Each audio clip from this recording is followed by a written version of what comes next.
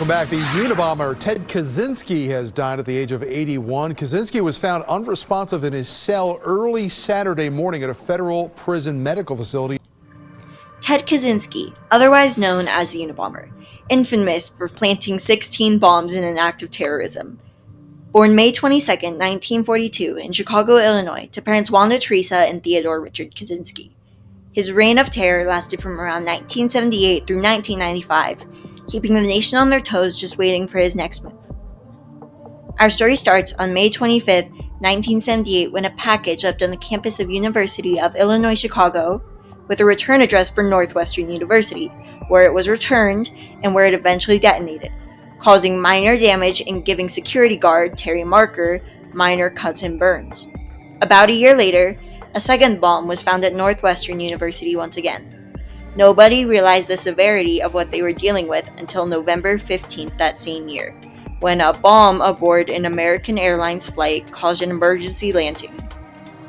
While everyone got out safely, many passengers were treated for smoke inhalation. Authorities still hadn't connected that these 3 bombings were related. It took one more for the investigation to truly take off. In 1980, the president of United Airlines received a letter claiming he would soon receive a book of great social significance. A week later, a hollowed-out copy of Ice Brothers by Sloan Wilson arrived to his home. When he opened the book, it caused the bomb inside to detonate, therefore injuring Wood. Investigators began to piece together this puzzle. They connected the bombing on the airline to the Wood bombing and eventually the 2 Northwestern bombings as well. A task force under the name Unabomber, United Airlines or University and Airline Bomb, was formed. In 1981, a strange package was discovered outside a computer mainframe room at University of Utah. The student that found it deemed it suspicious and gave it to security. The security officials confirmed it was a pipe bomb and a can of gasoline before taking it into a restroom and blowing it up. The Unabomber task force was contacted soon after. One thing about these bombs that is now infamous is the letters FC. In quite a few of the bombs, these initials were inscribed somewhere. FC is now believed to stand for Freedom Club. 1 year later, a device was mailed to Patrick C. Fisher, a professor at Vanderbilt University. The package had been sent to Penn State, his former address, and forwarded to his current location. The return address was from Brigham Young University in Utah. Fisher's secretary opened the package and was injured by the explosion. Just a few months later, Diogenes Angelikos picked up a package in the teacher's lounge at University of California, Berkeley. The pipe bomb and gasoline setup had returned, as well as the initials FC. But this time, a note was discovered inside of the package as well. The note read, "Woo, it works. I told you it would. RV."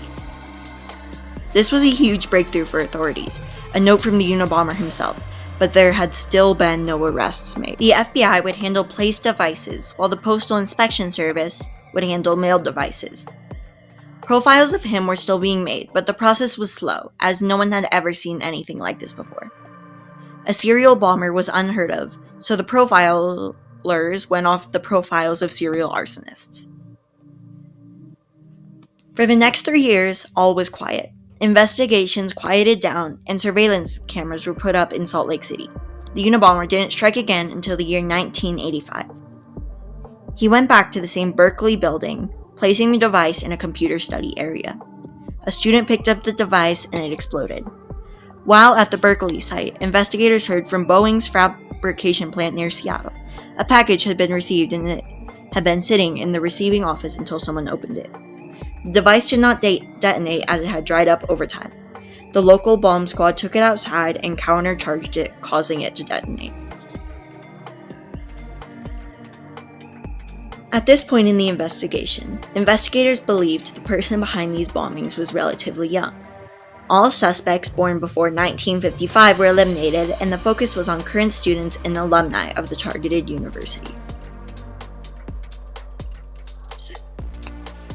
In November of 1985, a parcel was mailed to James McCornell, a professor. It was sent to his home, allegedly from a PhD candidate from University of Utah, wanting McCornell to review his thesis. McCornell's student secretary opened the package and was injured when it exploded. The next month, the Unabomber took his first life. Hugh Scruton was at a mall in California when he stopped to go into a computer rental store. He bent over to pick up a package and was killed when it exploded. After this, all was quiet for 2 years, until February 1987. Gary Wright pulled into the parking lot of Cams Inc., a company he owned. He saw a device with nails sticking out and wanted to move it. He was severely injured when the bomb exploded. This was a notable point in the investigation, as it was the first time anyone had ever spotted the Unabomber. 2 witnesses had seen a man walk into the parking lot, place down the device in an empty parking space, then walk away. The first sketch was put together of the Unabomber, although it was reported the descriptions were incomplete. This sketch further confirmed investigators' beliefs that they were dealing with someone young.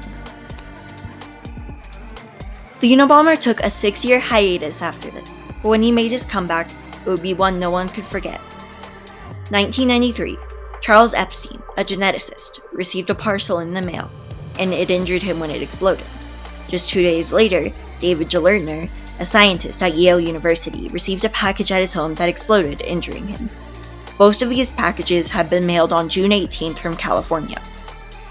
Everything went even further downhill from this point. In December 1994, Thomas Mosser received a package at his home, and he was killed when it exploded. In 1995, Gilbert Murray opened a package sent to the office of his place of work. He was killed when it exploded. Murray was the final victim of this bombing spree. The Unabomber's next move was to submit a paper to several newspapers with the message that if only one paper would publish it, he'd stop killing people. His paper was titled Industrial Society and Its Future. It was published by the Washington Post, and following a tip given by his brother, David Kaczynski, authorities raided the home of Theodore John Kaczynski and made an arrest. The thing everyone wanted to know, his motive, was soon clear enough. His manifesto, which had been previously published, had been an anti-industrialist paper. When raiding his home, it only became more and more obvious what his intentions were. He lived in a small secluded cabin without electricity or running water. He rarely interacted with anyone and avoided use of technology at all costs. Ted's beliefs were that the Industrial Revolution would be the downfall of society as we know it. His bombs were targeted towards places where technology was being developed in an effort to stop development. Many of his bombs included the letters FC, standing for Freedom Club. Freedom from an industrial society. He believed that technology and similar things were brainwashing you. He wanted to be free from it, which is why he moved to the cabin in the woods. His anti-industrialist message seemed to awaken the anti-industrialist community.